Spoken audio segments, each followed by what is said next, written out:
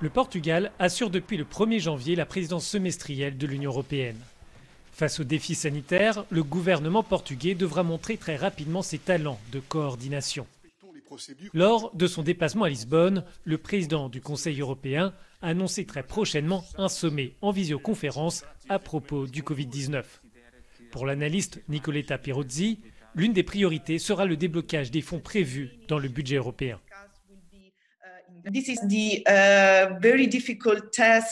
La gestion de la crise s'annonce comme une tâche difficile.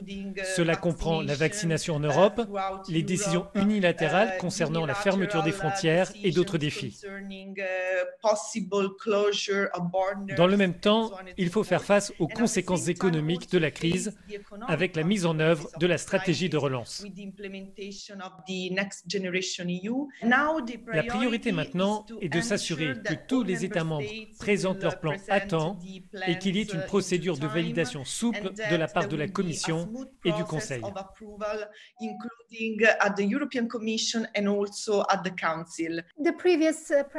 La présidence précédente, dirigée par l'Allemagne, venait du centre droit. Le gouvernement portugais est de centre gauche et veut renforcer le droit social et le droit du travail en Europe. Quelles sont les attentes concernant le sommet social au mois de mai?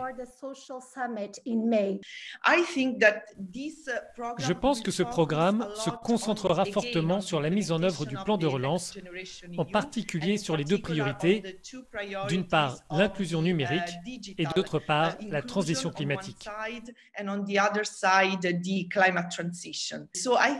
Je crois que concernant le sommet du mois de mai, il s'agit de revenir au socle européen des droits sociaux adopté en 2017.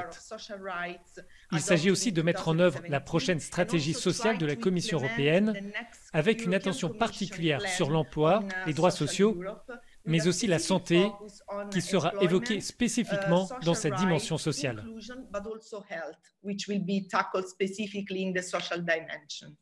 Il y aura de nombreux sommets avec les États-Unis, l'Afrique ou encore l'Inde. À quoi servent ces rencontres en termes de résultats? Au niveau européen, et en particulier pour cette présidence, l'idée est de relancer le multilatéralisme en cette période difficile et d'essayer d'actionner des leviers avec la nouvelle équipe présidentielle américaine. D'un autre côté, elle essaiera de développer de nouveaux partenariats stratégiques avec des acteurs importants pour l'Union européenne. Nicoletta, thank you very much for your availability. Bye. Bye-bye.